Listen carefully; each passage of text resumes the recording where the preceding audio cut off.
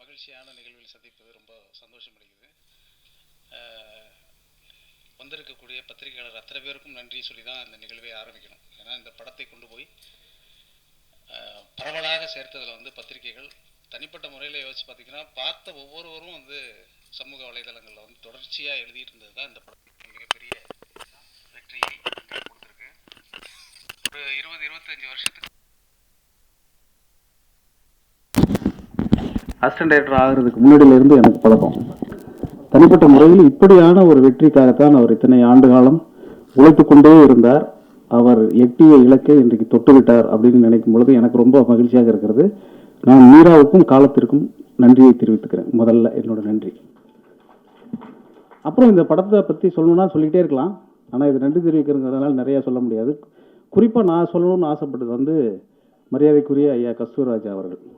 ஒரு பாடலாசிரியராக, இயக்குனராக அவருடைய எல்லா முகத்தையும் பார்த்து முதல் முறையாக ஒரு நடிகராக பார்க்கும்பொழுது ரொம்ப மகிழ்ச்சியாக இருக்குது. அது மிகப்பெரிய வெற்றி படமாக இருக்குது. இனி வரக்கூடிய எல்லா வெற்றி படங்களிலும் அவரே அப்பாவாக இருப்பார், தப்பாமல் இருப்பார் அப்படின்னு நினைக்கிறேன். ரொம்ப சந்தோஷம் அளித்தது. இந்த படத்தை வந்து தூக்கி சுமந்ததில் நிறைய பேருக்கு பங்குண்டு. மேடையில் அமர்ந்திருக்கக்கூடிய சுரேஷ் கமர்ச்சியாக இருக்கட்டும், நேசம் என்டர்டெயின்மெண்ட், அதேமாதிரி இந்த படத்தை வெளியீடு செய்த கேஆர் அவங்க, அப்படி ஒவ்வொன்றா யோசிச்சு பார்த்தாக்க இந்த அரங்கத்தில் இருக்கக்கூடிய நீங்கள் எல்லோரும் எப்படி இந்த படத்துக்கு முக்கியமாக இருந்தீர்களோ அதே மாதிரி தனிப்பட்ட ஒவ்வொருவரும் இந்த மீராவினுடைய வெற்றியை, இந்த ஹபீபியினுடைய வெற்றியை வந்து கொண்டாடி இன்றைக்கு தீர்க்கிறார்கள் என்றால் அதுக்கு ஒருத்தர் பரஸ்பரமான இந்த பூமி, இந்த தமிழ்நாட்டினுடைய மரபு அப்படின்னு யோசிச்சு பார்த்தா ரொம்ப ஆச்சரியமாக இருக்கிறது. இப்படி ஒரு படம் வரவே இல்லை 100 ஆண்டு கால தமிழ் சினிமாவில் என்று சொல்லக்கூடிய அளவிற்கு இஸ்லாமிய வாழ்வியலை ரொம்ப நுட்பமாக எடுத்து தொட்டு காட்டியிருக்கிறார். ஒரு பெரிய வாசலை வந்து மீரா கதிரவன் திறந்து விட்டுருக்காருன்னு தான் சொல்லணும். குறிப்பாக இந்த படத்துக்கு பின்னால் நிகழ்ந்த சம்பவங்கள் எல்லாமே எனக்கு ஞாபகத்துக்கு வருது. ஒரு 5-6 வருஷத்துக்கு முன்னாடி மீரா இந்த படத்தினுடைய திரைக்கதை எழுதிய நண்பர் தோழர் முகமது அமீன் அவர் வந்து ஒரு முறை வந்து சொன்னார், தமிழ் திரைப்படங்களில் ஏன் இஸ்லாமியர்களை வந்து ஒரு தீவிரவாதிகளாகவே காட்டுகிறார்கள் அப்படிங்கிற ஒரு ஏக்கத்தோடையும் கோபத்தோடையும் ஆதங்கத்தோடையும் வந்து ஒரு முறை பேசிகிட்டு இருக்கும் பொழுது இதை பற்றி ஒரு கலந்துரையாடல் ஏற்பாடு பண்ணணும் அப்படின்னு சொல்லி எல்லா இயக்குநரோடு நீங்கள் பயணிச்சிருக்கிறதுனால நீங்கள் கூப்பிட்டா வருவாங்க அப்படின்னு சொல்லி ஒரு நிகழ்வை வந்து ஒரு 6 வருடத்திற்கு முன்னாடி நினைக்கிறேன் கவிக்கோ மன்றத்தில் ஏற்பாடு செய்தோம். தமிழில் அன்றைக்கு முக்கியமாக இருந்த அத்தனை இயக்குநர்களும் வந்து அதில் கலந்து கொண்டார்கள். அதில் கலந்து கொண்டு எல்லோரும் பேசுகிற பொழுது ஒரு விஷயத்தை சொன்னார்கள், இந்த இஸ்லாமிய வாழ்க்கையை அல்லது இஸ்லாமியர்களை பற்றி நாங்கள் சொல்லணும் அப்படின்னா 80களுக்கு முன்னாடி வந்த திரைப்படங்களில் எல்லா இஸ்லாமியர்களும் நல்லவர்களாக இருந்தார்கள். 80க்கு பிறகு வந்த எல்லா சினிமாவிலும் இஸ்லாமியர்கள் தீவிரவாதிகளாக காட்டப்பட்டார்கள். இது ஏன் மாறுனுச்சு அப்படிங்கிறத ஒரு விவாதமாக அன்றைக்கு எல்லா இயக்குநர்களும் பேசினார்கள். இன்றைக்கு தமிழ் சினிமாவில் இருக்கக்கூடிய முக்கியமான அத்தனை இயக்குநர்களும் அந்த விழாவில் கலந்து கொண்டு பேசிவிட்டு இறுதியாக பேசுகிற பொழுது எல்லோரும் ஒன்று சொன்னார்கள், இந்த படத்தை எடுக்க வேண்டும் என்றால் அடிப்படையில் இந்த இஸ்லாமிய வாழ்வை உற்றுணர்ந்த ஒருவரால் தான் எடுக்க முடியும். மீரா நீங்கள் எடுங்கன்னு சொன்னாங்க.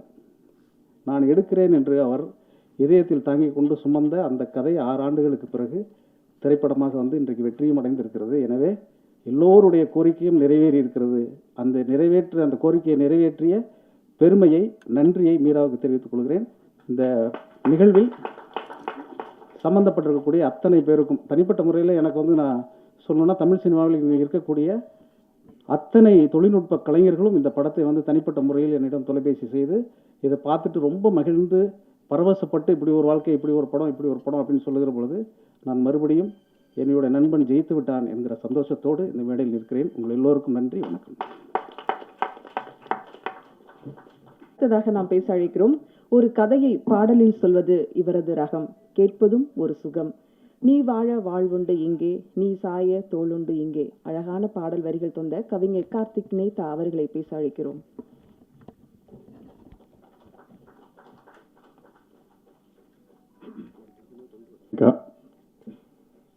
அத்தனை பேருக்குமே மனமார்ந்த வணக்கம். அருமையான ஒரு தருணம் இது எனக்கு. வெகுபாரதி அண்ணா சொன்ன மாதிரி ஒரு அப்பட்டமான எந்த பூச்சும் இல்லாத அல்லது ஏதோ ஒரு பிராபகண்டாவை வலியுறுத்தக்கூடிய திரைப்படமாக இல்லாமல் நேரில் பார்த்த, அனுபவித்த, உற்றுணர்ந்த ஒரு வாழ்க்கையை அண்ணன் சூப்பராக சொல்லியிருக்காப்புல. அதனால தான் அதில் அவ்வளோ காத்திரமாக அத்தனை பேர் நடிச்சிருந்தாங்க. அதற்காக முதல்ல மீரா அண்ணனுக்கு ரொம்ப நன்றி. ஆமாம், ஒரு எத்னோகிராஃபர்னு சொல்லுவாங்க இல்லையா, ஒரு இன வரவியலாளர்.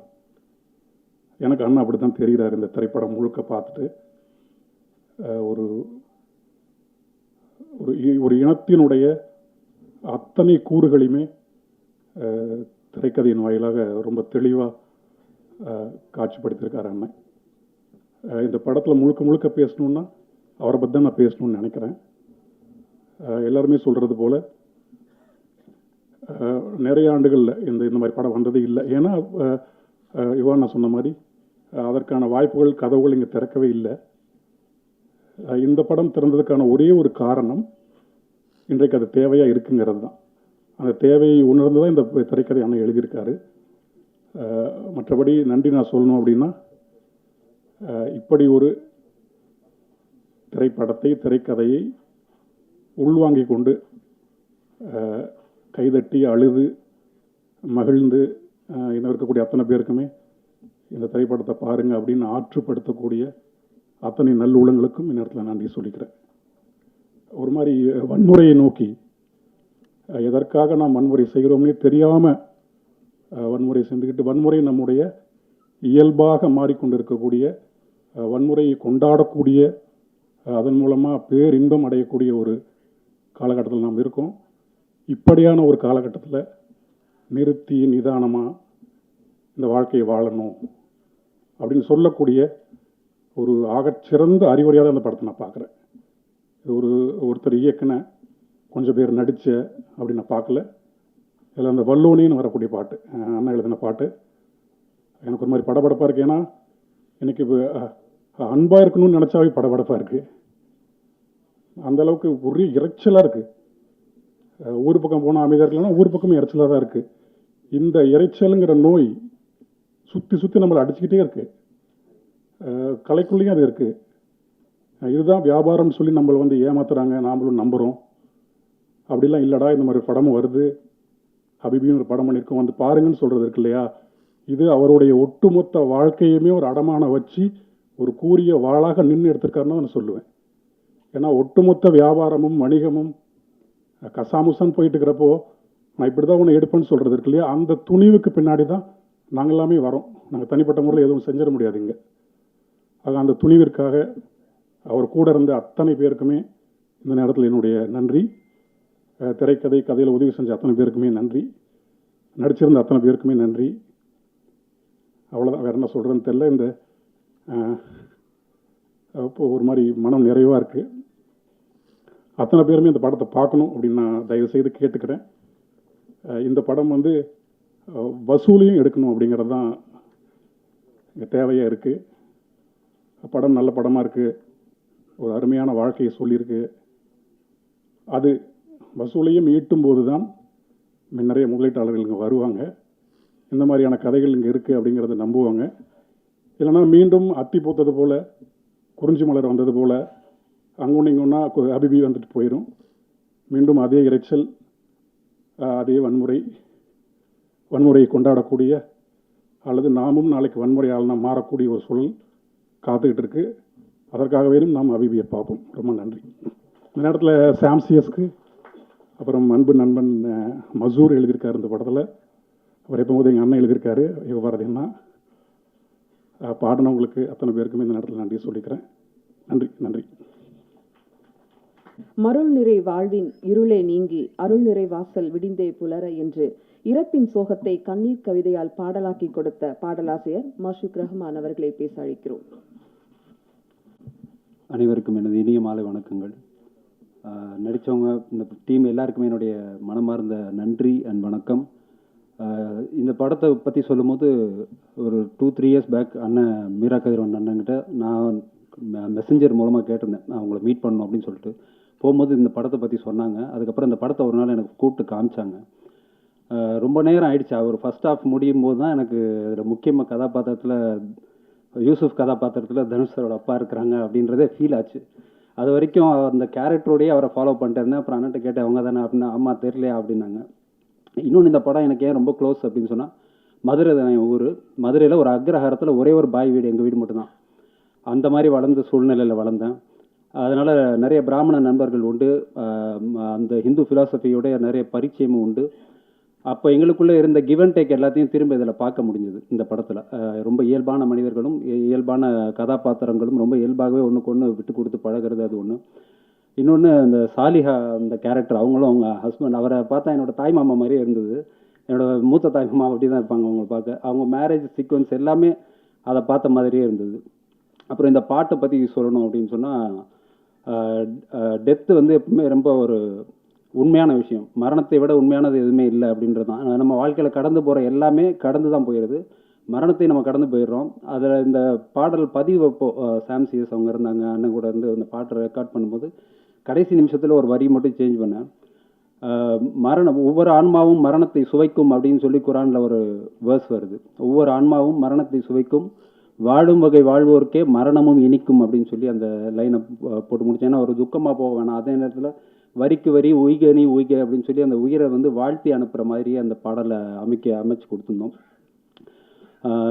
இன்னொன்று சொல்லணும்னா, இந்த ஹிந்து முஸ்லீம் ஒற்றுமையை பற்றி அண்ணன் அந்த படத்தில் ரொம்ப அருமையாக காட்டியிருக்கிறாங்க. ரொம்ப இழையோட்டமாக போயிடுச்சு. அதை இப்போ அண்ணனோட எல்லா இன்டர்வியூஸையும் நான் பார்த்துட்ருக்கேன்.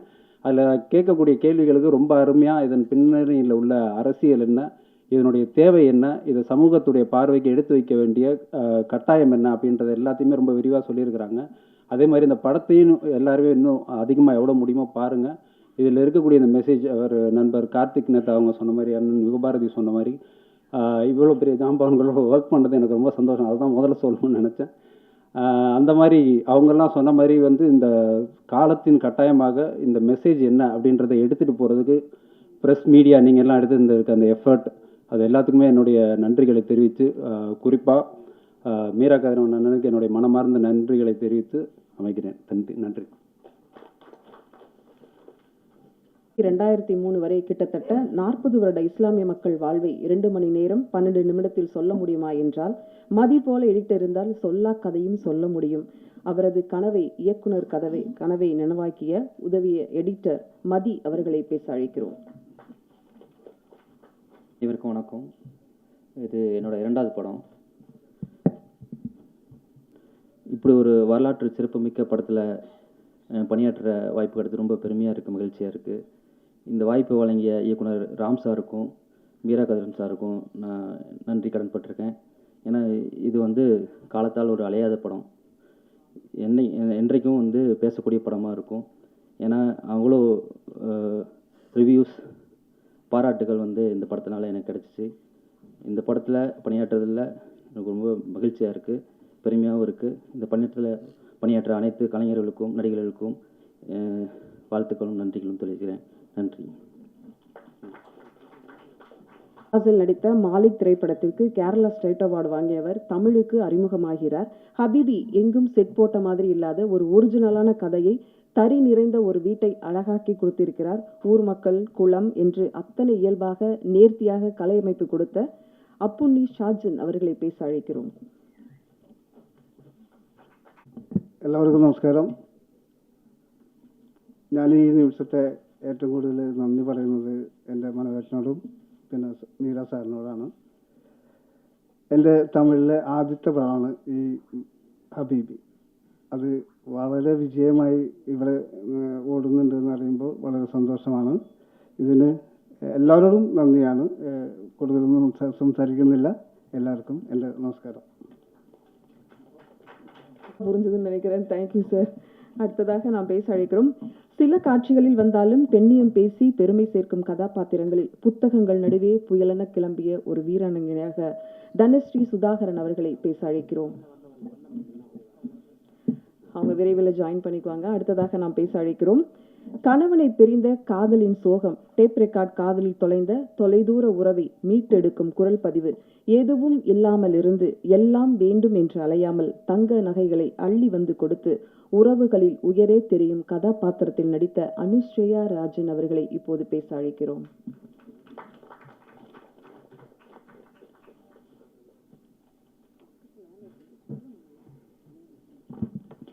ஹாய், எல்லாருக்கும் வணக்கம். இப்படி இங்கே வந்து உங்கள் முன்னாடியெல்லாம் நிற்க முடிஞ்சதுலேயே ரொம்ப பெருமையாக சந்தோஷமாக இருக்கு.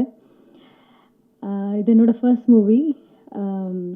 இந்த மூவி பண்ணதுக்கப்புறம் இவ்வளோ ஒரு அப்ரிசியேஷன், இவ்வளோ ஒரு ஆடியன்ஸ் பக்கத்தில் இவ்வளோ ஒரு ரிசீவ் பண்ணுவேன்னு நினைக்கவே இல்லை. இந்த படத்துக்கு ஆக்சுவலி ரொம்ப ரொம்ப ரொம்ப நன்றி. அதுக்கு மீரா சார் தான் தேங்க்யூ சார்.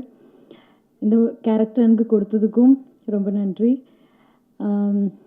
நிறைய தியேட்டர் விசிட்டு, நிறைய ஆடியன்ஸை பார்த்தோம். எல்லாருமே 2-3 டைம்ஸ் இந்த படம் பார்த்துருக்கேன்னு சொல்லும்போதே ரொம்ப சந்தோஷம். நிறைய ரைட்டப்ஸ் இப்போ எல்லாருமே எழுதுகிறாங்க, அவ்வளோ பாராட்டுறாங்க. இதுக்கெல்லாம் தெய்வத்துக்கு நன்றி சொல்கிறோம். அப்புறம் உங்களுக்கும் நன்றி சொல்கிறோம். Thank you so much. Thank you all. அப்போ கழட்டி கொடுத்த நகை தான் போல இருக்கு, இப்போவும் அதே மாதிரி வந்திருக்கீங்க. தேங்க்யூ. அடுத்ததாக நான் பேச அழைக்கிறோம். ஒரு கதாநாயகிக்கு படம் வந்து போகும் காட்சிகள் எல்லாம் இளைஞர்கள் மனம் வெந்து போக வைக்கிறார். ரசிகர்களின் கனவு காதல்கள் அந்த குடத்துக்குள் கொப்பளிக்கிறது. ஆற்றங்கரையும் பள்ளி வகுப்பும் தோழிகளின் சந்திப்பு என்று பார்க்கும் இடங்களிலெல்லாம் இவர் பெயரை பச்சை கொத்தி கொள்ளும் கதாபாத்திரம். அழகியான நடிப்பை கொடுத்த மாளவிகா மனோஜ் அவர்களை பேச அழைக்கிறோம்.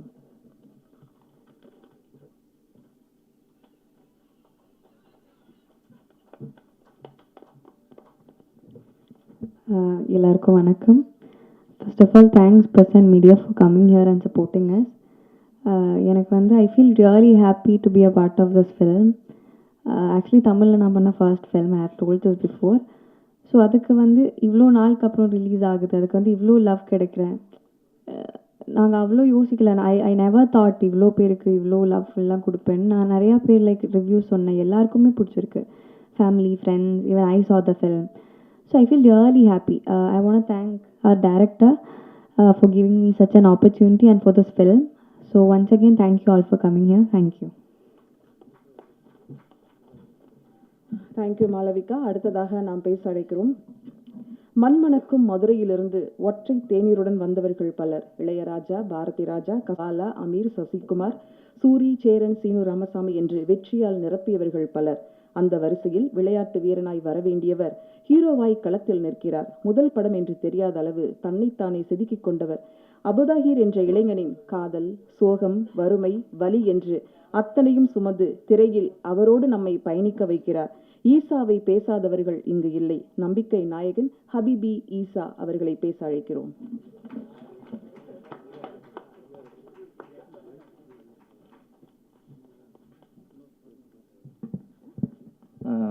எல்லாருக்கும் வணக்கம். இங்கே வந்திருக்க ப்ரெஸ் மீடியா அண்ணா எல்லாருக்கும் ரொம்ப நன்றி. நீங்கள் நிறைய இடத்துல பேசி ஷேர் பண்ணி ரிவ்யூ பண்ணதுனால தான் எங்களுக்கு ஹபிபி செகண்ட் வீக்லேயும் சக்ஸஸ்ஃபுல்லாக வந்திருக்கு. ஈசானே கூப்பிட மாட்டேங்கிறாங்க, அபுதாகிர் அபு அப்படின்னு தான் கூப்பிட்றாங்க. நிறைய இடத்துல தேட்டர்ஸில் நாங்கள் விசிட் போகும்போது வந்து நேற்று பார்க்கும்போது ஒரு ஃபேமிலி ஒரு 10 பேராக போயிட்டு இருந்தாங்க. போயிட்டு இருக்கிறப்போ அந்த பையனுக்கு கல்யாணம் பண்ணி வச்சிடலாம் நம்ம பார்த்தோன்னா, அந்த மாதிரி அந்த அளவுக்கு பர்சனலாக தன்னோட பையன் மாதிரி ஃபீல் பண்ணுறாங்க. ஸோ இவ்வளோ நெருக்கமாக எல்லாருக்கும் அவங்க ஃபேமிலிக்குள்ளே போகிற அளவுக்கு க்ளோஸான ஒரு கேரக்டர்னு கொடுத்ததுக்காக என்னோட லைஃப்பை வந்து தொடக்கி வைக்கிறத பெரிய பங்காக வந்து எங்களோட டைரக்டர் மீரா கதிரவன் சாருக்கு நான் வந்து பெரிய மனமார்ந்த நன்றி நான் தெரிவிச்சுக்கிறேன். அப்புறம் ஹபிபி படத்தை வந்து இவ்வளோ எமோஷ்னலாக கேரி பண்ணிட்டு வர்றதுக்கு முக்கியமான காரணம் எங்களுடைய கஸ்தூரி சார் தான்.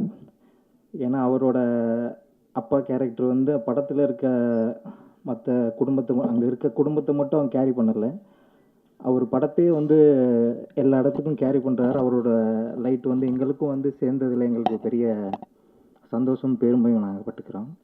அப்புறம் எங்களுடைய producers Nesam entertainment, Ibrahim sir, Sahul sir, Karupsamy sir, GKS production, அப்புறம் ராகுல் சார், ரோமியோ பிக்சர்ஸ் எல்லாருக்குமே வந்து ரொம்ப நன்றி. ஒரு கமர்ஷியலாக இல்லைனாலுமே வந்து இப்படிப்பட்ட ஒரு ஒரு ஒரு சென்ஸ் உள்ள ஒரு படத்தை வந்து மக்கள்கிட்ட கொண்டு வந்து எங்களையும் கொண்டு வந்து சேர்த்ததுக்கு எங்களுக்கு ரொம்ப சந்தோஷம். முக்கியமாக வந்து விசுவல்ஸை வந்து ரொம்ப ரொம்ப ரொம்ப வந்து பெரிய விஷயமா சொன்னாங்க. அதுக்கு முக்கியமான காரணம் இவ்வளோ அழகாக பியூட்டிஃபுல்லான படத்தை வந்து கொண்டு வந்ததுக்கு மகேஷ் முத்துசாமி சாருக்கும் நான் வந்து இங்கே வந்து ரொம்ப தேங்க்ஸ் நான் சொல்லிக்கிறேன். அப்புறம் என் கூட நான் ஆக்ட் பண்ண எல்லா ஆக்டர் எல்லாருக்குமே வந்து ரொம்ப நன்றி. கண்டிப்பாக அடுத்த வீக்கு நாங்கள் போகிறோம். அடுத்த வீக்கு நாங்கள் தியேட்டரை ஃபில் பண்ணுவோம். எல்லாத்துக்கும் உங்களுக்கும் ரொம்ப பெரிய நன்றி நான் சொல்லிக்கிறேன். தேங்க்யூ. எங்கே போகிறீங்க? தேங்க்யூ. அடுத்ததாக நாம் பேச அழைக்கிறோம். இந்த படத்தோட பெரிய பலமே சவுண்டு மிக்சிங்னு சொல்லலாம். அந்த தறி சத்தமாக இருக்கட்டும், அவங்களோட பிரேயர்ஸ் ஓதுதாக இருக்கட்டும், ஒரு அழகான ஒரிஜினலான சவுண்டு கொடுத்த படத்துடைய சவுண்டு மிக்சிங் உதயகுமார் அவர்களை பேச அழைக்கிறோம். பொறுத்த வரைக்கும் ஃபுல் கிரெடிட் வந்து டைரக்டருக்கு தான் போய் சேரும். ஏன்னா அதில் டப்பிங்லேருந்து அதோட தறி சவுண்டு வந்து எங்கெல்லாம் வரணும், எந்த அளவுக்கு கேட்கணும், எவ்வளோ டிஸ்டன்ஸில் இருக்கணும். ஃபஸ்ட்டு நீங்கள் அந்த 80ஸ்லாம் பார்த்தீங்கன்னா அந்த வீடு ஃபுல்லாகவே தறி சவுண்டாகவே இருக்கும். அவரோட டெத்து, அந்த கேரக்டரோட டெத்ஸை முன்னாடி கூட அந்த தறி சவுண்டுக்கு இம்பார்ட்டன்ஸ் இருக்கும். அதே மாதிரி டயலாக்ஸு, சில டயலாக்ஸ் எனக்கு புரியலன்னா அவர்கிட்டே கேட்பேன், இதுக்கு மீனிங் என்ன அப்படின்னு கேட்பேன். எனக்கு வந்த விஷுவல் வந்து கீழே அந்த சப்டைட்டில் இருக்காது. அப்போ நான் டேரக்டர்கிட்ட கேட்டு அதோட மீனிங் என்னன்னு கேட்டு தெரிஞ்சுப்பேன். அப்புறம் அதோட சூழல் இருக்குங்கள, 80ஸோட சூழலை வந்து எப்படியெல்லாம் நம்ம கொண்டு வர முடியும். சில சாங்ஸ் வந்து அந்த பழைய சாங்ஸ்லேருந்து கொண்டு வந்து அதை வச்சா அதோட மூடை நம்ம க்ரியேட் பண்ண முடியும்னு பார்க்குறோம். சில சாங்ஸ் எங்களால் வந்து ரைட்ஸ் இஷ்யூனால் யூஸ் பண்ண முடியாமல் போச்சு. இன்னும் அந்த சாங்ஸும் யூஸ் பண்ணியிருந்தால் பெட்டராக இருந்திருக்கும். ஸோ இந்த படத்தை பொறுத்திருக்கும் கிளைமேக்ஸில் வந்து ஹீரோயினை பார்க்குற இடம் வந்து ஃபுல் டெட் சைலண்ட்டாக வச்சுருப்போம். அது முழுக்கவே அந்த கேரக்டர்ஸ் அதோட ஃபீல் ஆகணும். அவங்க அங்கே இருக்கிற லொக்கேஷன் இதே அவங்க இல்லை, அவங்க மறந்து அவங்க பார்த்துட்டு இருக்காங்க அப்படின்னு ஒரு மூடை வந்து அப்படி ஒரு விஷயம் க்ரியேட் பண்ணோம். இதுக்கு ஃபுல் சப்போர்ட்டாகவும் சாம் சிஎஸோட பேக்ரவுண்ட் மியூசிக்கும் சாங்ஸ் இருந்துச்சு. ஸோ எல்லாருக்கும் நன்றி. தேங்க்யூ. வருவார் அப்படிங்கிற ஒரு சித்தப்பா ரோலில் நடித்த அருள்குமார் அவர்களை பேச அழைக்கிறோம். ஒரு சிறந்த தருணம். என் கூட நடித்தவங்க எல்லாருக்கும் நன்றி. பெரிய பழக்கம் இல்லை மேடையில் பேசி, அதனால் இந்த வாய்ப்பு கொடுத்ததுக்கு ரொம்ப நன்றி தெரிவிச்சுக்கிறேன். வணக்கம். ஹபிபி படத்தை பொறுத்த வரைக்கும் ஒரு சின்ன கதாபாத்திரமாக இருந்தாலும் சரி, கதை நாயகனாக இருந்தாலும் சரி, அழகாக பேச வைத்திருக்கக்கூடிய இயக்குனர் மீராவுக்கு தான் வாழ்த்து சொல்லணும். அப்படி ஒரு கதாபாத்திரம் கஸ்தூரி ராஜா சார் மனைவியாக நடித்த ஜெயஸ்ரீ அவர்களை சில வார்த்தைகள் பேச அழைக்கிறோம்.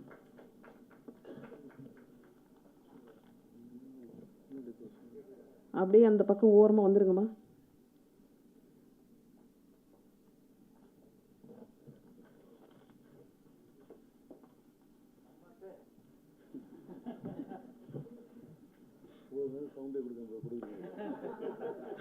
எல்லோருக்கும் வணக்கம் சார். ஒரு பெரிய தேங்க்ஸ் சார். ஹபிபி அப்படிங்கிற ஒரு படம் வந்து சார் எனக்கு கொடுக்கும்போது இந்த ரோல் இவ்வளோ பெரிய ரோலாக இருக்கும் அப்படின்னு சொல்லி நான் எதிர்பார்க்கல. பேச வார்த்தை வரல, ரொம்ப தடுமாறுது. எனக்கும் இது முதல் மேடை. நன்றியை தவிர வேறு எதுவும் சொல்கிறதுக்கு இல்லை. ரொம்ப நன்றி சார். தேங்க்யூ.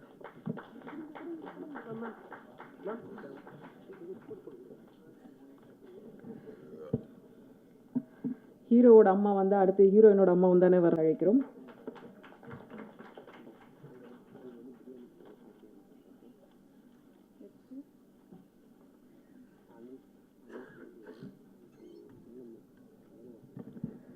எல்லாருக்கும் வணக்கம். Thank you so much first of all for Meera Kathiravan. எனக்கு இந்த ஒரு ரோல் கொடுத்ததுக்கு நான் அந்த ரோலை ஜஸ்டிஃபை பண்ணியிருக்கேன் அப்படின்னு நினைக்கிறேன். And thank you so much for all the media and people யாரெல்லாம் இந்த மூவியை வந்து அடுத்துக்கடுத்துக்கு கொண்டு போனாங்களோ எல்லாருக்கும் எங்களோட டீம் சார்பாக மனமார்ந்த நன்றி. இந்த ரோல் வந்து எந்தளவுக்கு நான் ஃபஸ்ட்டு பண்ணும்போது ரொம்ப ஸ்ட்ரிக்டான mom, because this is not my true shade. அது ஒரு சின்ன ஹெசிடேஷன் இருந்தது. ஆனால் அதை எல்லாருமே வந்து ரொம்ப நல்லா ரிசீவ் பண்ணிவிட்டு என்னோடய ஃபாலோவர்ஸ் எல்லாருமே வந்து, நான் ஒரு YouTuber, so I teach English online. So என்னோடய ஃபாலோவர்ஸ் எல்லாருமே கீழே வந்து அந்த மூவி பார்த்துட்டு, மேம் நான் இந்த மூவி பார்த்தேன், என்னை ரெகக்னைஸ் பண்ணிவிட்டு கீழே வந்து அட்ரஸ் பண்ணும்போது நீங்கள் ரொம்ப நல்லா ஆக்ட் பண்ணியிருக்கிறீங்க, அந்த முஸ்லீம் கேரக்டர் உங்களுக்கு அப்படியே பொருந்தது, முஸ்லீம் பொண்ணு மாதிரியே இருந்தீங்க, இந்த மாதிரி நிறைய அப்ரிஷியேஷன் வந்தது. அப்புறம் வந்து சொன்னாங்க என்ன மேம் இப்படி பண்ணிட்டீங்க, அந்த பையனுடைய உங்க பொண்ணை நீங்கள் சேர்த்து வச்சிருக்கலாம்.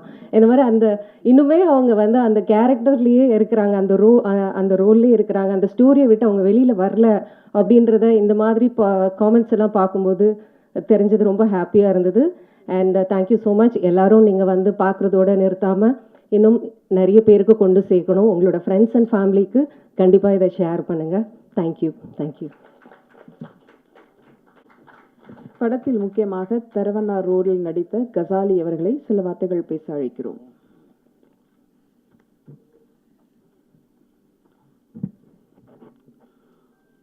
இந்த அரங்கில் குழுமிருக்கும் அனைவருக்கும் இறைவனின் சாந்தியும் சமாதானமும் என்றென்றும் உங்கள் மீது உண்டாகட்டுமா என்று கூறி, இந்த திரைப்படம் நானும் தம்பி மீராவும் பல வருஷங்களாக பேசிகிட்டு இருப்போம் அவருடைய. நன்றி சார். அடுத்ததாக நாம் பேச அழைக்கிறோம். கேப்டன் வந்து முதல் 13 வாரம்.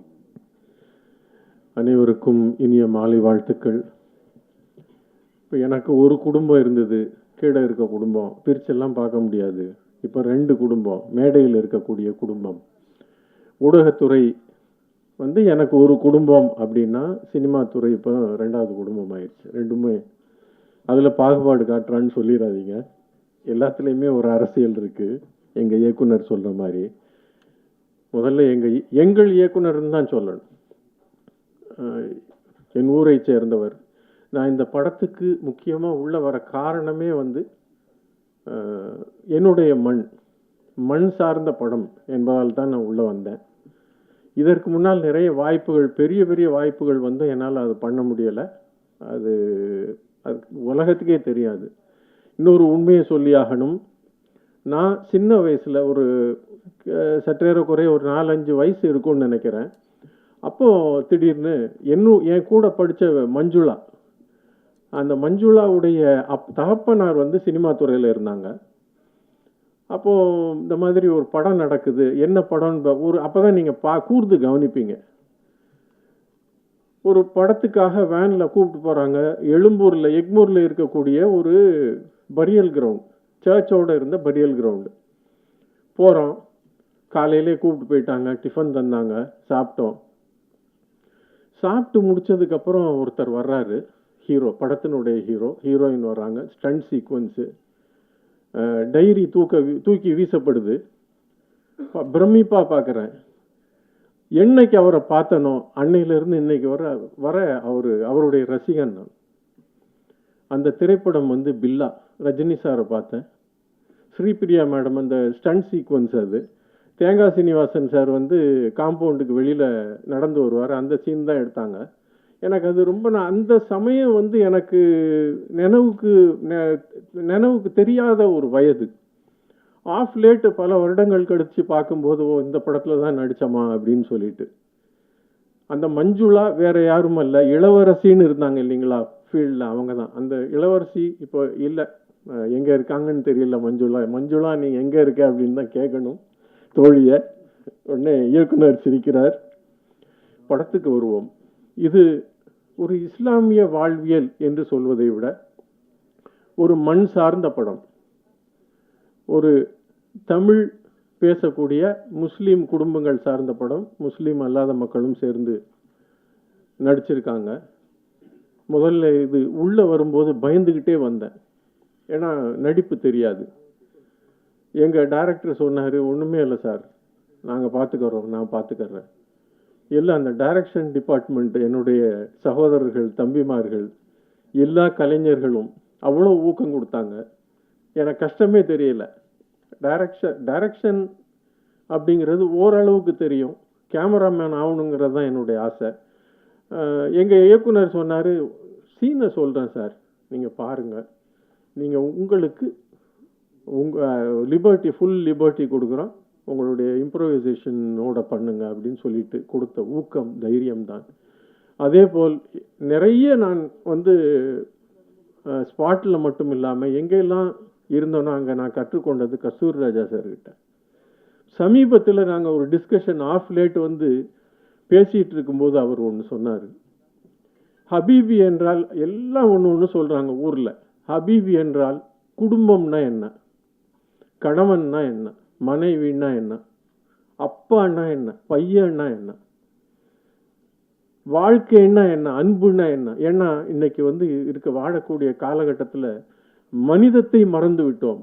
வேக வேகமாக போகிறாங்க, ரொம்ப வேகமாக போயிட்டுருக்கோம்.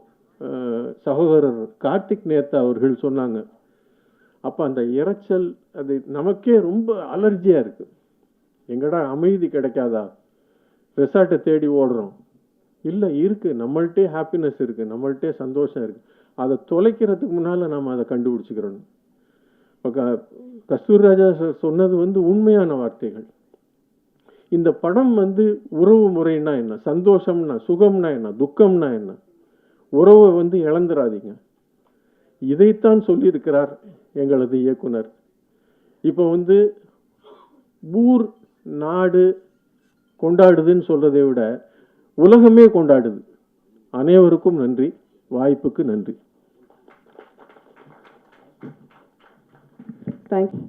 இந்த படத்தில் நடிக்கும் போது எனக்கு கொஞ்சம் பயமாக தான் இருந்துச்சு.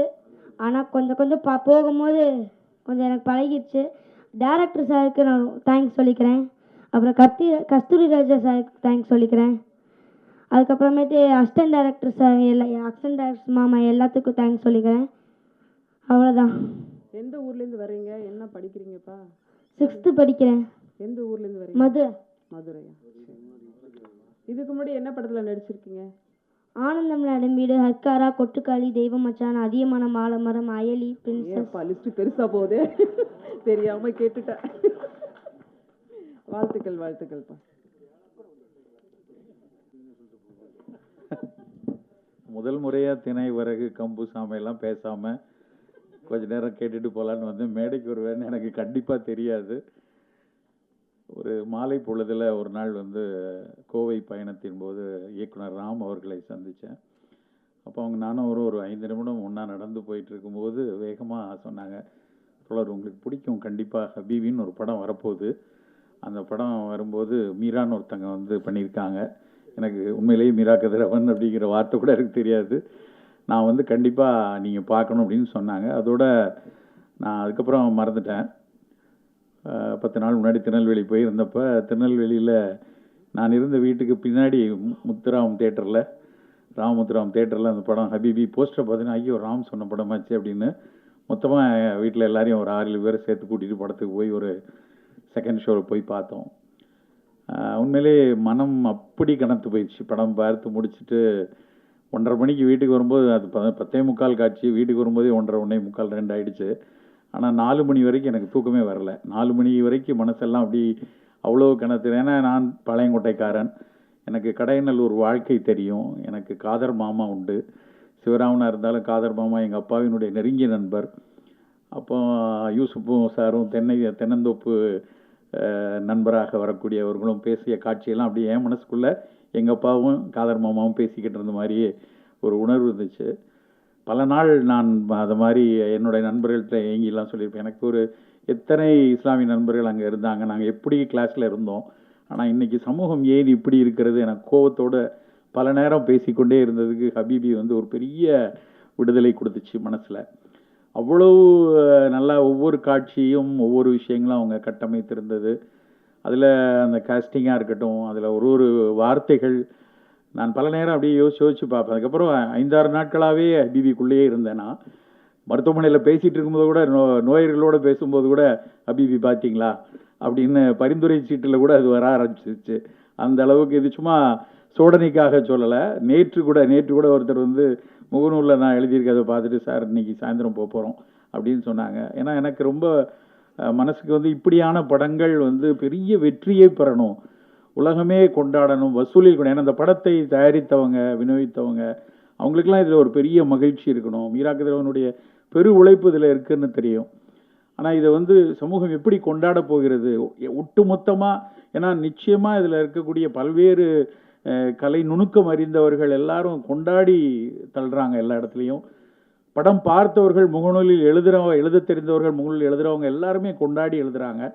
ஆனால் சாமானிய மக்கள் எல்லாருமே கொண்டாடணுமேங்கிற ஒரு ஆதங்கம் தான் அந்த முதல் நாள் பார்த்துட்டு வந்தோடனே எனக்கு அப்படி தோணிகிட்டே இருந்துச்சு. அதில் எத்தனை காட்சிகள் ரொம்ப பிடிச்சிருந்தது. சாலியா அந்த கேரக்டரில் அவங்க பேசின விஷயங்கள், அப்புறம் அந்த அந்த நிலோஃபருங்கிறத கூட நிலவு அப்படின்னு ஒரு மொழியோடு பேசுனது வந்து ரொம்ப பிடிச்சிருந்துச்சு. அப்படி நம்ம ஊர் லாங்குவேஜில் எல்லாம் நிலவு ஏன் சொன்ன பேச்ச கேளு அப்படிங்கிற அந்த வட்டார மொழி, அதில் இருந்த விஷயங்கள், இப்படி பல விஷயங்கள் வந்து ஒரு இஸ்லாமிய ஜானசா எப்படி இருக்குங்கிறத வந்து அழகாக பார்க்க வச்சது யூசுஃபுடைய விஷயத்தையும். அப்படி ரொம்ப சொல்லிக்கிட்டே போகலாம். அவ்வளவு ஒரு நெகிழ்வான படம். இன்றைய திரைப்படங்கள் வந்து பல நேரங்களில் ஒரு வலியை தருகிறது. ஆனால் இப்படி ஒரு மனசுக்கு நெருக்கமாக ஒரு இதமான வாழ்வை பார்க்கணும். ஏன்னா எங்களை போன்றவர்கள் 80, 90களில் வந்து திரைப்படங்கள் எங்களை பல விஷயங்களில் கட்டமைத்தது என்று தான் நான் சொல்வேன். காதலிச்சதுக்காக இருக்கட்டும், இல்லைன்னா வாழ்வில் நட்பு, பல்வேறு விஷயங்களில் சினிமா எங்களுக்கு நிறைய விஷயங்களை கொடுத்துருக்கு. ஆனால் இப்போ இருக்கிற தலைமுறைக்கு ஒன்லி வெட்டு குத்து ரத்தம் களரி இது மட்டும்தானா அப்படின்னு ஏங்கிட்டு இருக்கிறப்ப ஹபீபி படம் வந்து இல்லை, இப்படியும் வந்து ஒரு மிகச்சிறப்பான படம் கொடுக்க முடியும்னு காமிச்சிருக்கிறது வந்து அவ்வளோ நெகிழ்ச்சியாக இருக்குது. ஒட்டுமொத்த திரைப்பட இந்த குழுவினருக்கும், இந்த திரைக்கு இதை கொண்டு வருவதற்காக மெனக்கெட்ட அத்தனை நண்பர்களுக்கும், இதை கொண்டாடி கொண்டிருக்கக்கூடிய அத்தனை மக்களுக்கும், ஊடகங்கள் அத்தனை பேருக்கும் ஹபீபியின் ஒரு மிகச்சிறந்த ரசிகனாக மனமார்ந்த நன்றியை தெரிவித்துக் கொள்கிறேன். நன்றி.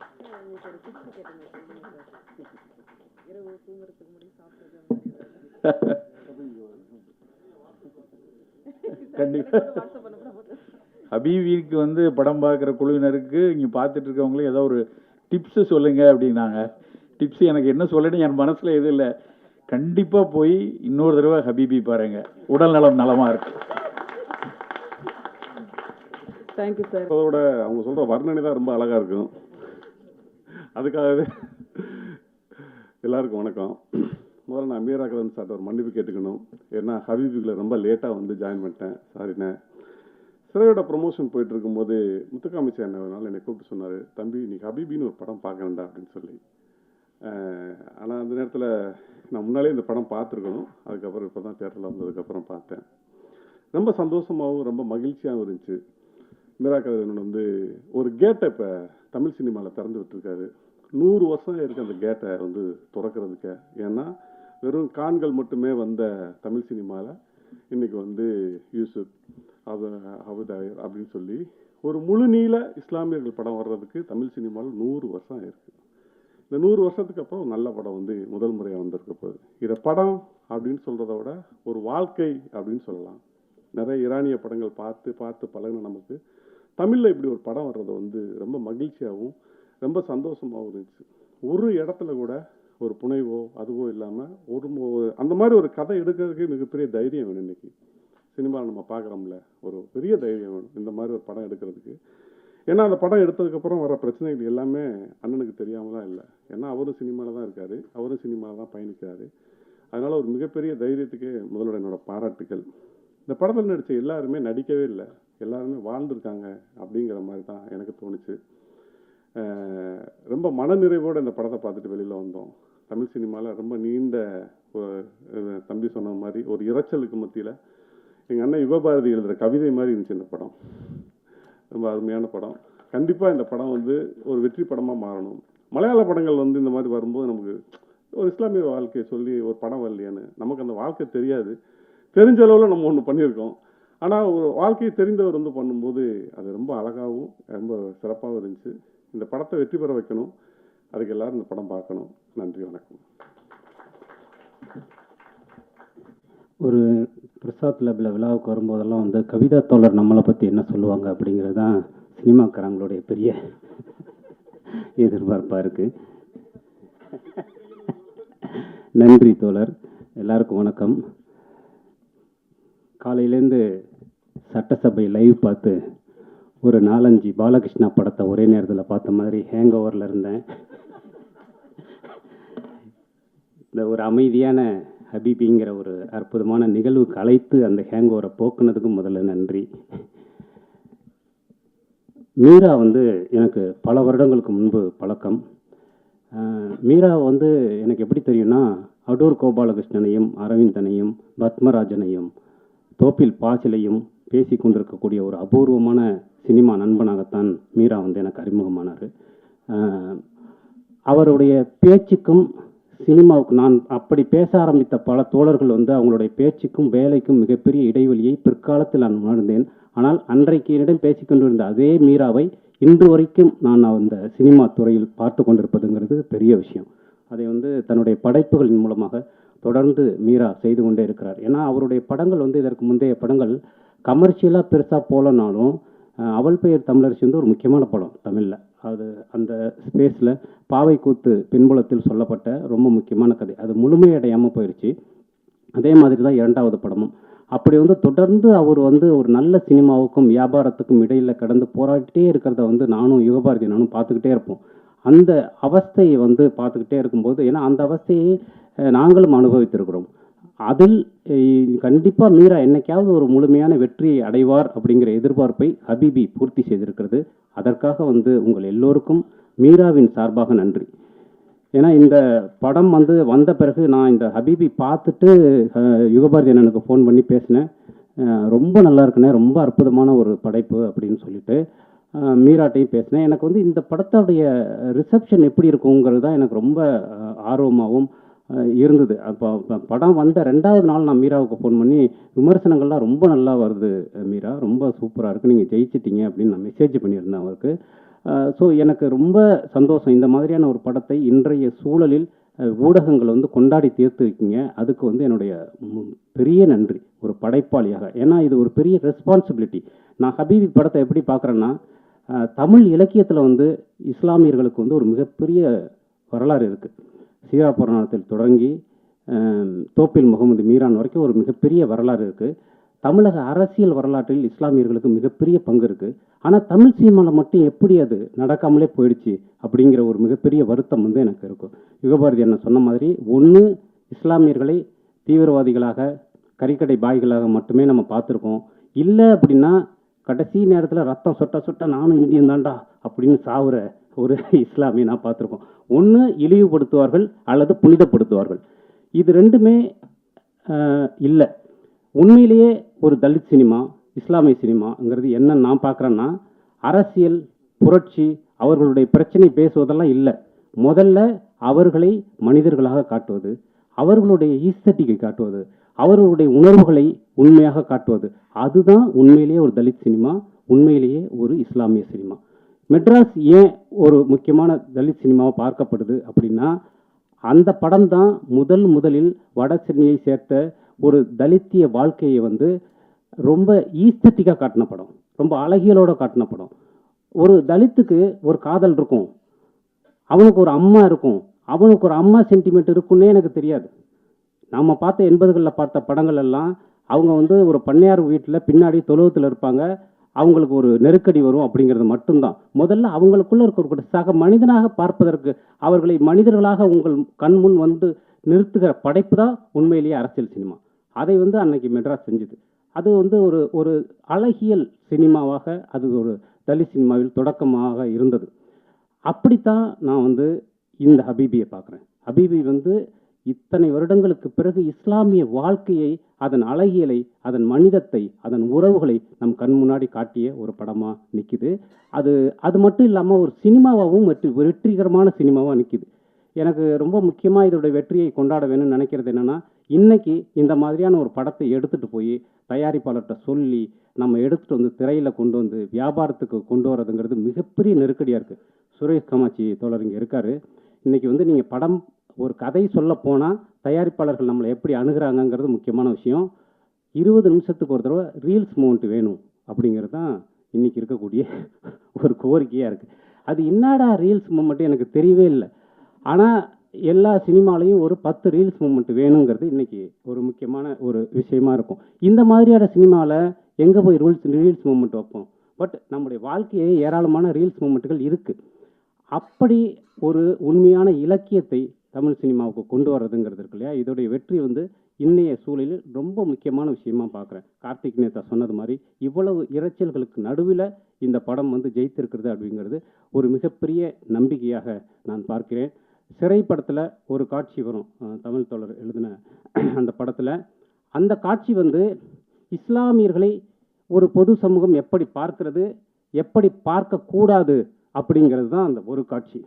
இந்த படம் எப்படி பார்க்கணும் அப்படிங்கிறத சொல்லுது ஹபீபி.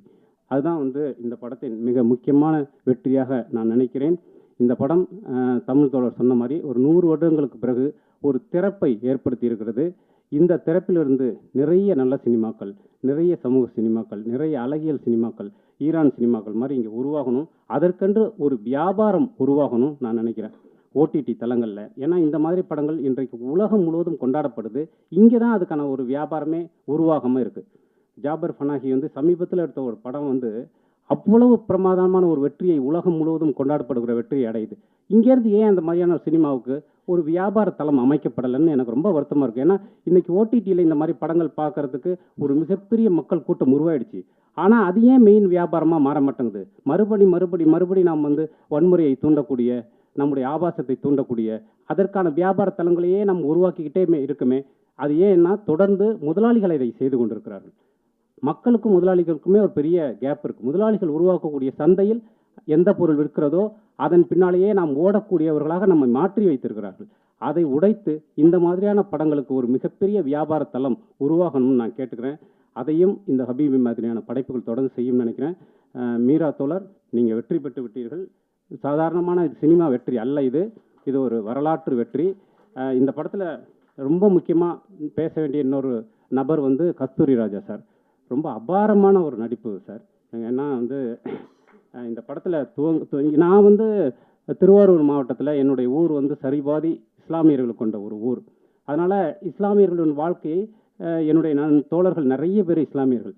அதை நான் தொடர்ந்து பார்த்தவன். அப்படி வந்து ஒரு உண்மையிலேயே ஒரு இஸ்லாமிய தந்தையை பார்த்ததை போலவே இருந்தது. உங்களை பார்க்கும்போது ரொம்ப ஆச்சரியமான ஒரு உருமாற்றம். Thank you sir. அதுவும் இந்த மாதிரியான ஒரு படைப்பில் அவர் சொன்னார் எங்கிட்ட, கஸ்தூரி ராஜா சார் வந்து அவ்வளவு அர்ப்பணிப்போடு வந்து இருந்தார் அப்படின்னு சொல்லிட்டு. உங்களுக்கும் இந்த படத்தில் நடித்த அத்தனை பேருமே அற்புதமான பங்களிப்பை செய்திருந்தீர்கள். அதனால் Meera, love you, thank you so much. இது மாதிரி நிறைய படைப்புகள் கொடுங்க. நன்றி. நாம் இந்த சமூகத்தில் என்னவாக இருக்கிறோம், நமக்கான இடம் என்ன, நமக்கான அந்தஸ்து என்ன என்ற கேள்வியை இஸ்லாமியர்கள் மனதில் ஆழமாக விதைத்துள்ளது ஹபீபி. இந்த சமூகத்தில் தங்களுக்கான குரலாக, அடையாளமாக, புது அங்கீகாரமாக உள்ள ஹபீபி படக்குழுவை வாழ்த்த வந்திருக்கும் மக்களின் குரலாக ஒலிக்கும் சுரேஷ் காமாட்சி அவர்களை பேச அழைக்கிறோம்.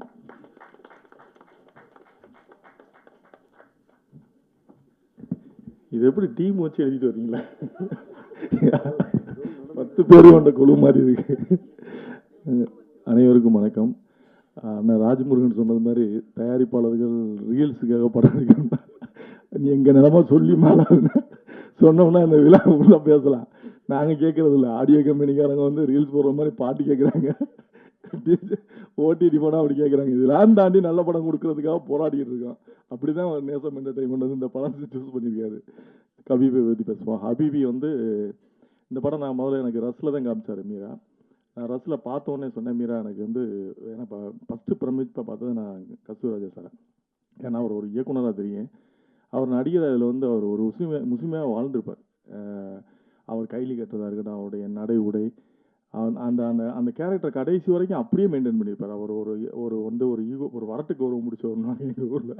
அந்த மாதிரி வந்து அந்த கேரக்டரை அப்படியே மெயின்டைன் பண்ணியிருப்பார். நான் மீராட்ட சொன்னேன், மீரா வந்து பிரமாதமாக பண்ணியிருக்காரு கஸ்தூரி ராஜா சார், நான் எதிர்பார்க்கவே இல்லைன்னு சொல்லி முதல் இதே வந்து நான் மீராட்ட சொன்னேன். அப்போ மீரா எப்படி இந்த படம் போய் ஆடியன்ஸ் ரிசீவ் பண்ணுவாங்க அப்படின்னு நான் சொல்லும்போது, அப்படிலாம் கிடையாது, கண்டிப்பாக ஏற்றுப்பாங்க.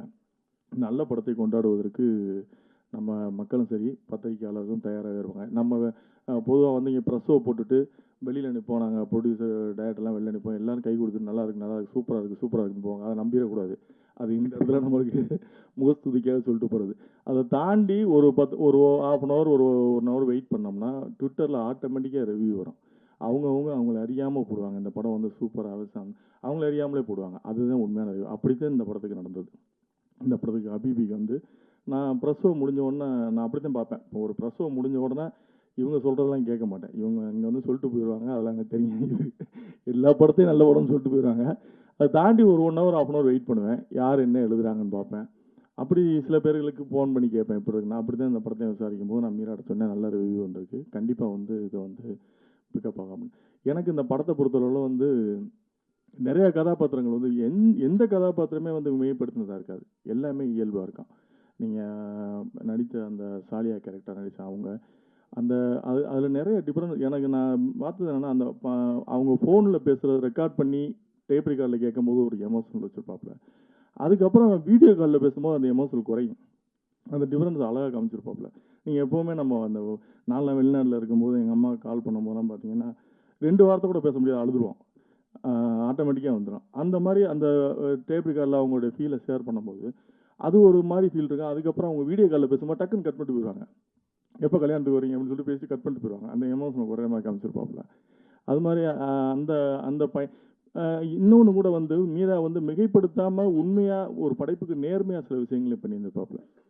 அந்த பொண்ணோட உணர்வுகளையும் அழகாக 15 வருஷம் பொறுத்து ஒருத்தர் வர்றாரு அப்படின்னு, அவர் சம்பாரிச்சிட்டு வர்றாரு, சென்ட் போட்டு வர்றாரு, வசதியாக இருக்காரு, ஊரில் வீடு கட்டியிருக்காருலாம் நம்ம பார்ப்போம். ஆனால் 15 வருஷம் அவர் இளமையை தொலைச்சிட்டு தான் வந்திருப்பார். அதை அழகாக காமிச்சிருப்பாப்புல மீரா. அந்த கேரக்டர் வந்து இன்னொரு கேரக்டர் மூலமாக அதை ஜஸ்டிஃபிகேஷன் கொடுத்துருப்பார். அந்த ஹீரோ கேரக்டர் ஈசா வந்து இப்படி ஒரு வாழ்க்கை எனக்கு தேவையில்லை, நான் வந்து எங்கள் சித்தி கஷ்டப்பட்டது மாதிரி என்ன கல்யாணம் பண்ணிக்கிற கஷ்டப்படக்கூடாதுன்ற மாதிரி இப்படி எல்லா இடத்துலையுமே நேர்த்தியாக ஒவ்வொரு விஷயமும் அந்த படத்தை பற்றி பேசுகிறதுனா அவ்வளோ பேசலாம். கடைசியில் வந்து குலாப் பண்ணிட்டு போகிறேன்னு அவங்க சொல்லும்போது அதோடைய எக்ஸ்டென்சிவ் வெர்ஷன் தான் இப்போ வந்திருக்கு அந்த 100 சாமி படம் கூட. இப்படி நல்ல படங்கள் வந்து இன்னைக்கு தமிழ் சினிமாவில் வந்துகிட்டு இருக்கிறது உண்மையாகவே ரொம்ப மகிழ்ச்சியாக இருக்குது. என்னென்னா நம்ம இந்த தமிழ் சினிமா தான் வந்து 5 சிஎம்ஐ கொடுத்த ஒரு மாநிலம் நம்ம மாநிலம், தமிழ் சினிமாவிலேருந்து வந்தவங்கள. அப்போ மக்கள் வந்து நம்ம மேலே அந்த சினிமாவையும் நம்மளையும் எவ்வளோ நேசிக்கிறாங்கன்றத நம்ம புரிஞ்சுக்க வேண்டியது இருக்குது. அப்போ இப்போ டைரக்டர்ஸ்களுக்கு வந்து டைரக்டராக இருக்கட்டும், ப்ரொடியூசர் எல்லாருக்குமே வந்து ஒரு ரெஸ்பான்சிபிலிட்டி இருக்குது இந்த சினிமாவில். அப்படி ரெஸ்பான்சிபிலிட்டியாக படம் எடுக்கிறவங்க தான் இப்போ இங்கே கூப்பிட்டுருக்க ராசிமுருகனாக இருக்கட்டும், தமிழ் அவர்களாக இருக்கட்டும், எல்லாருமே சோசியல் ரெஸ்பான்சிபிலிட்டியோட தான் இங்கே அப்படி தான் பண்ணணும்னு நினைக்கிறேன். என்னன்னா ஒரு படைப்புக்கு நேர்மையாக இருக்கணும். அப்படி தான் மீராவும் பண்ணியிருக்காரு. அது ஓடுது ஓடலை, நம்மளை நம்புகிற மக்களுக்கு நம்ம நேர்மையாக இருக்கணும். ஒரு நேர்மையான, ஏன்னா கமர்ஷியல் படம் பண்ணுறதுன்றது ரொம்ப ஈஸி. ஒரு 4 ஃபைட் வச்சிடலாம், ஒரு 3 சாங் வச்சிடலாம், ஈஸியாக பண்ணிடலாம். இந்த மாதிரி வாழ்வியலாக ஒரு படம் பண்ணுறதுன்றது ரொம்ப கஷ்டம். ஒவ்வொரு கதாபாத்திரத்துக்கும் ஒரு மேனரிசம் கொடுத்து பண்ணுறதுன்றது ரொம்ப கஷ்டம். அதுக்கு நான் தமிழ்லாம் வந்து ராமநாதபுரம் மாவட்டத்தை சேர்ந்தவங்க, நாங்கள் வந்து இஸ்லாமியர்களோட எங்கள் ஊர்லலாம் பார்த்தீங்கன்னா கீழக்கரையிலலாம் பார்த்தீங்கன்னா கல்யாணம் வைப்பாங்க. காலையில் 3 பேர் கல்யாணம் பண்ணுவாங்க, பொண்ணு மாப்பிள்ளை 2மே உள்ளூராக தான் இருக்காங்க. சாயந்தரம் 3 கல்யாணம் இருக்கும். காலைல அந்த 3 கல்யாணத்துக்கு 5000 பேருக்கு சாப்பாடு போடுவாங்க. சாயந்தரம் 3 கல்யாணம், அது 5000 பேர் டின்னர் போகும். 5000 பேருக்கு அந்த ஊரில் உள்ள எல்லாருக்கும் சோறு போடுவாங்க. அப்படி வந்து அந்த டிசம்பர் பூரா பார்த்தீங்கன்னா யார் வீட்லையும் சமைக்க மாட்டாங்க, அந்த ஊரே சமைக்காது, எல்லாரும் வந்து அந்த அப்படி உள்ள ஒரு சமூகத்தை வந்து நம்ம வந்து எப்படி தீவிரவாதிகளாக இது சித்தரிச்சாங்க. ஏன்னா நம்ம எல்லாருமே தமிழர்கள் தான், ஒவ்வொருத்தரும் ஒரு மார்க்கத்தை எடுத்துக்கிட்டோம். இந்த படத்தை கூட நம்ம இஸ்லாமிய படமாக பார்க்க வேண்டியதில்லை. இது ஒரு தமிழ் சமூகத்தில் இன்னும் ஒரு மார்க்கத்தை ஏற்றுக்கொண்ட ஒரு இனத்தோட படம் தான் இது. அப்படித்தான் நம்ம பார்க்கணுமே தவிர இது இஸ்லாமிய படம் அப்படிலாம் பார்க்க வேண்டியது இல்லைன்னு நினைக்கிறேன். அப்படி வந்து நம்மள்ட்ட அன்பை பரிமாறிக்கொண்ட இஸ்லாமியர்கள் வந்து தீவிரவாதியாக காமிச்சது வந்து நம்ம தமிழ் சினிமா கடந்த 50 வருஷமாக செஞ்ச ஒரு பெரிய துரோகம் தான் அது. எல்லாத்துலேயும் வந்து ஒன்று அவங்கள வந்து தீவிரவாதியாக காட்டுவோம், இல்லை சாம்பிராணி புகை போடுறோம், இல்லை கறிக்கடை பாய், ஒரு 4-5 ஐடென்டிஃபிகேஷன் வச்சுருப்போம். நீங்கள் வந்து நம்ம பசங்கள்கிட்ட ஸ்கூலில் படிக்கிற நீங்கள் பசங்கள்கிட்ட தீவிரவாதினா எப்படி இருப்பான் அப்படின்னு கேட்டிங்கன்னா ஒரு தாடி வச்சு ஒரு குள்ளா வச்சு வரைஞ்சி காட்டும். அப்படி தான் நம்ம வந்து பொது புத்தியில் கொண்டு போய் வச்சிட்டோம். அதுக்கு மிகப்பெரிய பங்கு வந்து இந்த சினிமாவுக்கு வந்து உண்டு. அவங்க பண்ண வேலை தான் அது. இது தெரிஞ்சு பண்ணாங்களா தெரியாமல் பண்ணாங்களான்னு அந்த துரோகத்தை செஞ்சதுக்காவது இந்த படத்தை, இந்த மாதிரி படங்களை வந்து நம்ம வெற்றி பெற செய்யணும். இத்தனை வருஷமாக 50 வருஷம் நம்ம பண்ணது பக்கத்து நம்ம சமீப காலமாக நம்ம கண்ணுக்கு நேரம் நிகழ்ந்தது. இலங்கையில் வந்து 2009 நடந்த இனப்படுகொலை. ஒரு உரிமைக்காக போராடப்பட்ட ஒரு இனம் ஒரு மதத்தால் வந்து அழிக்கப்படுது. அவங்க பௌத்த மதத்தை எவ்வளவுங்க அன்பை போதித்த புத்தர், ஆசையை துன்பத்துக்கு காரணம் சொன்ன புத்தர் மதத்தை, பௌத்த மதத்தை தழுவியவர்களை கொன்னாங்க. யாராவது ஒரு படத்தில் பௌத்தர்கள் வந்து தீவிரவாதிகள் நம்ம காமிச்சிருக்கோமா? எந்த படத்துலையும் நம்ம தமிழ் சினிமா காமிச்சது கிடையாது. ஆனால் இஸ்லாமியர்கள் நம்ம தொடர்ந்து காமிச்சிக்கிட்டு இருக்கோம். இஸ்லாமியர்கள் நம்ம என்ன நினைக்கிறோம்னா எல்லாரும் பாகிஸ்தானில் உள்ள ஒரு இஸ்லாமியரும் இங்கே உள்ள இல்லை, எல்லாம் கன்வெர்ட் ஆனவங்க, நம்மளிருந்து போனவங்க தான். ஸோ அதை வந்து அந்த ஒரு பெரிய இதை வந்து உடச்சிருக்காரு மீரான்னு தான் சொல்லணும். அதுக்கு மீராவுக்கு வந்து ஒட்டுமொத்த சமூகமே வந்து நன்றி கடன் பட்டிருக்கு. நிறைய விமர்சனங்களையும் நான் பார்த்துருக்கேன். அதில் வந்து அது சரியில்லை இது சரியில்லை அதெல்லாம் ஒன்றும் கிடையாது. நீங்கள் ஆறாம்ன்றதை விட்டு வெளியே வாங்க, படம் பார்ப்பது ஆறாம்ன்றதை விட்டு வெளியே வாங்க. நீங்கள் எதை ஒதுக்கி வச்சிங்களோ அதை தான் அடுத்த ஆயுதமாக பயன்படுத்தி உங்களுக்கு குற்ற சமூகமாக கொண்டு வந்து நிப்பாட்டிட்டான். நீங்கள் எதை நீங்கள் வேணான்னு சொல்லி ஒதுக்கி வச்சிங்களோ அதே ஆயுதமாக பயன்படுத்திக்கிட்டா, அவ்வளோதான். நம்ம ஒரு நாட்டில் வசிக்கிறோம்னா நம்ம அந்த நாட்டோட இறையாண்மைக்கு கட்டுப்பட்டு போகலாம். அது அந்த நாட்டோட நம்ம அதெல்லாம் தாண்டி நம்மளை வந்து தொடர்ந்து வந்து ஒரு குற்றவாளி இவங்க வந்து இவங்க தான் தீவிரவாதமோ அது இஸ்லாமியா இருந்து பார்க்கும்போது அந்த வழி தெரியும். நான் வந்து ஒரு நண்பரோட ஒரு படம் பார்க்க போகிறேன், படம் பேரை சொல்ல விரும்பலை. அவர் என் கூட வந்து படம் பிரிவு பார்த்துக்கிட்டு இருக்கேன், பாதையில் வந்து ஜாயின் பண்ணுறாரு. ஜாயின் பண்ணி பார்க்கும்போது அந்த படத்துலையும் இஸ்லாமியர்கள் பேராக அப்படியே தீவிரவாதி லிஸ்ட்டு வாசி பார்க்கும்போது சமீபத்தில் ஒரு 1 year பேக் அவரை டக்குன்னு எந்திரிச்சு போயிட்டார். இன்னும் திருந்தலையா அப்படின்னு எந்திரிச்சு போயிட்டார். அப்போ என்னன்னா அவங்க இஸ்லாமியர் வந்து அந்த படத்தை பார்க்கும்போது என்ன தொடர்ந்து நம்மளை அப்படியே தீவிரவாதியில் காமிச்சிக்கிட்டு இருக்காங்களா, அது இஸ்லாமியராக இருந்து பார்க்கும்போது தான் அந்த வழி தெரியும். அதை உடைச்சதுக்கு வந்து உண்மையாகவே மீராவுக்கு வந்து நான் உட்பட எல்லாருமே வந்து நன்றி கடன் பட்டிருக்கான். என்னன்னா வந்து அவர்கள் வேற இல்லை, நம்ம வேற இல்லை, நம்ம எல்லாருமே வந்து ஒரு இனம் சார்ந்தவர்கள். நான் வெளிநாடுகள்லாம் பார்த்துருக்கேன், இஸ்லாம் எங்கள் வழி, இன்பத் தமிழ் எங்கள் மொழின்னு முழக்கம் வைப்பாங்க. அவ்வளோ நம்ம கூட ஒன்றின் ஒன்றாக இணைந்திருக்கவர்கள் வந்து நம்ம வந்து அப்படி பிரித்து பார்க்க வேண்டிய அவசியம் இல்லைன்னு எனக்கு தோணுது. இந்த படம் வந்து நம்மளால் கொண்டாடப்பட்டிருக்கு. பத்திரிகையாளர்கள் நீங்கள் வெகுவாக இந்த படத்துக்கு சப்போர்ட் பண்ணியிருக்கீங்க, நல்ல படங்களை நீங்கள் எப்போதுமே ஆதரிக்கிறீங்க.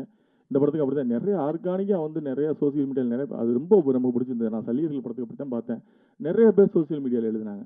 அது மாதிரி இந்த படத்துக்கு வந்து நம்ம இப்போ ஃபேஸ்புக்கை ஓப்பன் பண்ணால், ட்விட்டர் ஓப்பன் பண்ணால் ஹபீபி தான் வருது. ஹபீபியை பற்றி தான் எழுதுறாங்க. நேற்று கூட பார்த்தேன், புக் மை ஷோவில் வந்து சென்னையில் வந்து 3 தேட்டர் தான் இருந்தது. இன்றைக்கி பார்த்தா கிட்டத்தட்ட ஒரு 20-30 தேட்டர் எக்ஸ்டன் ஆயிருக்கு. ஸோ இது மீராவுக்கு வந்து மிகப்பெரிய வெற்றி படம்.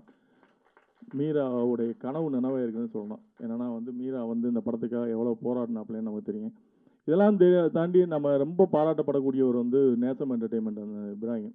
ஏன்னா இப்படி ஒரு கதையை எடுத்துகிட்டு ஒரு 4-5 வருஷமாக வந்து அவர் வெயிட் பண்ணிகிட்டு இருக்காரு அப்படின்றதே வந்து அண்ணன் சொன்ன மாதிரி ரீல்ஸுக்கு படம் எடுக்காமல் அவர் அந்த கதையை கேட்டு அவர் ஒத்துக்கிட்டதுக்கு வந்து உண்மையாகவே அவருக்கு நன்றி சொல்லலாம். அதை தாண்டி இந்த படத்தை ரிலீஸ் பண்ணுறதுக்கு ஜிகே அது கருப்புசாமி அவர் அந்த படம் பார்த்த உடனே இந்த படம் வந்து நான் ரிலீஸ் பண்ணுறேன்னு சொல்லிட்டு ராகுலோட துணையோட இந்த படத்தை ரிலீஸ் பண்ண முன்னது அவருடைய ஏற்கனவே ஒரு படம் பறந்து போன் பண்ணார், அதுவும் வெற்றி படம். அவருக்கு இந்த படமும் அவருடைய கம்பெனிலேருந்து இதுவும் அவருக்கு ஒரு வெற்றி படமாக அமைஞ்சிருக்கு.